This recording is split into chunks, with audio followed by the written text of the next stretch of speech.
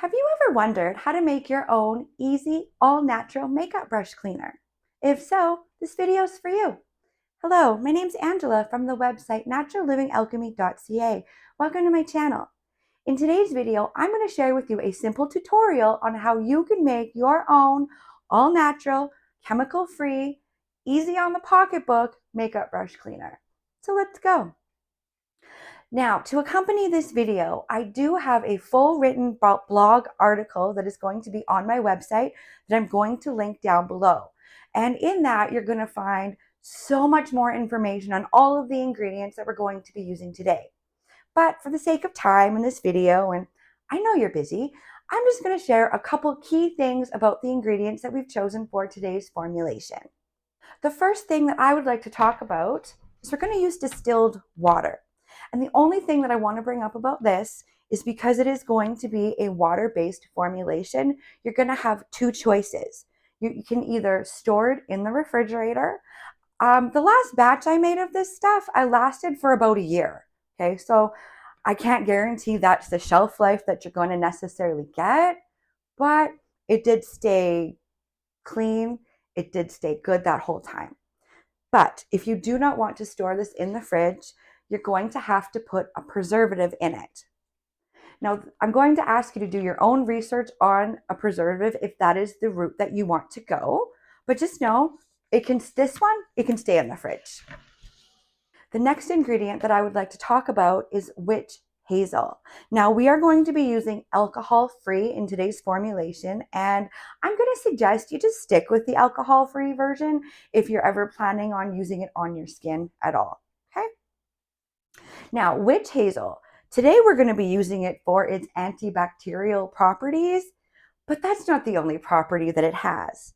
It also has astringent and antioxidant properties. And for that reason, it's actually been used in modern day cosmetics for quite some time now.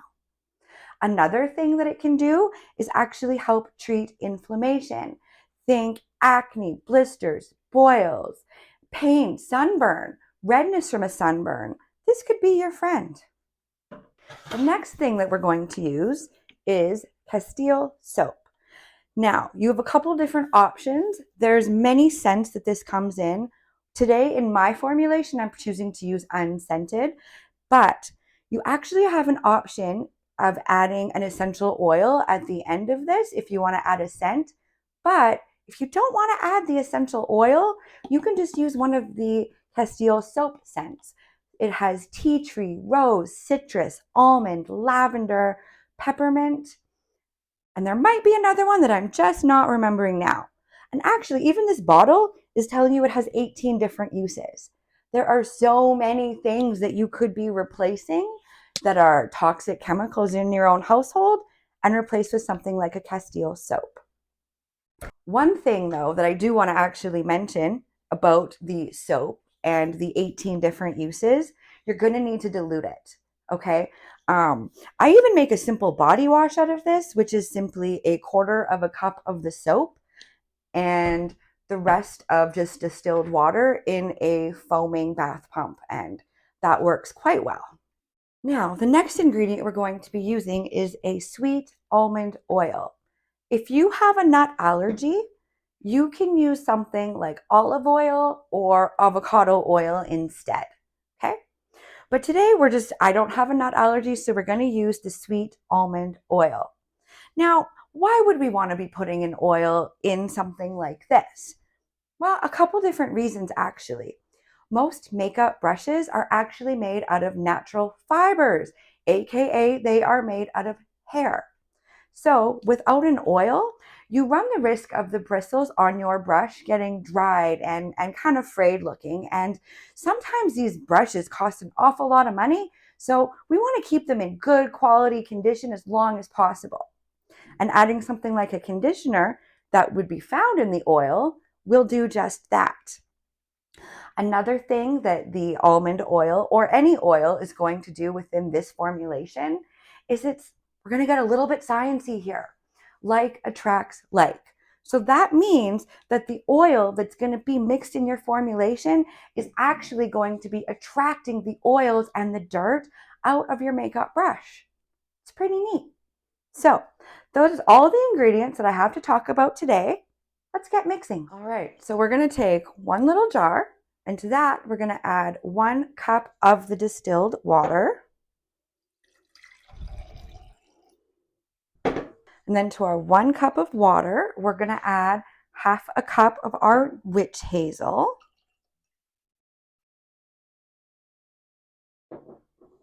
And then we're going to add 3 teaspoons of our soap. I always like to give it a little shake before. I'm not sure why. 1, 2. And then we're going to add 1 teaspoon of our sweet almond oil.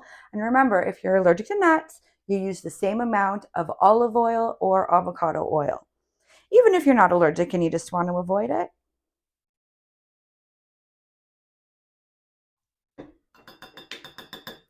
Okay.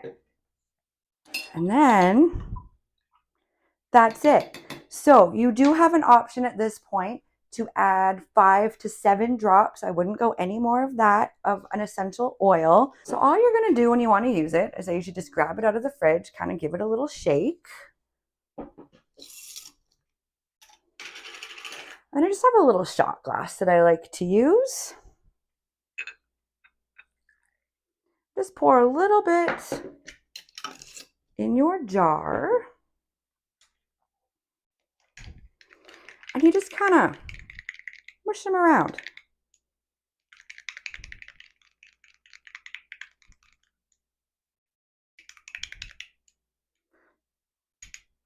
So, as you can see, the water just will start to get kind of dirty. So you want to definitely make sure that you put it in its own container. Don't just put your dirty makeup brushes in your formulation. I understand it's antibacterial, but let's not overwhelm the witch hazel, okay? We'll let her do her job just on the bristles.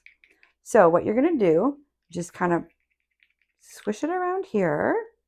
And when you feel that it's rinsed off and clean enough, because you can kind of see the stuff starting to come out, right? So you're just going to keep whooshing it around until the bristles are coming out clean. And then you're going to rinse them. If you do happen to have some excessively dirty brushes, you just kind of mix it around there. And then I just like to go on my hand and just kind of see if there's any of the pigment still left in it. If there's not, it tells me it's clean. So after you rinse the soap out, this is important, okay? You're just going to want to reshape your brushes, okay? If you skip this step, obviously it's not going to be the end of the world, but your brushes really just aren't going to be as nice when you want to go and use them again in their clean state.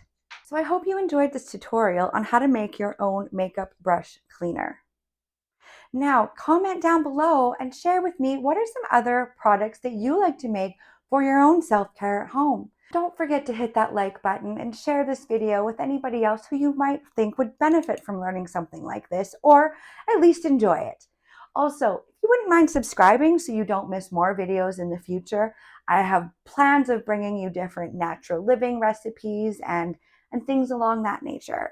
So, until next time, thank you for spending this time with me, and I wish you well.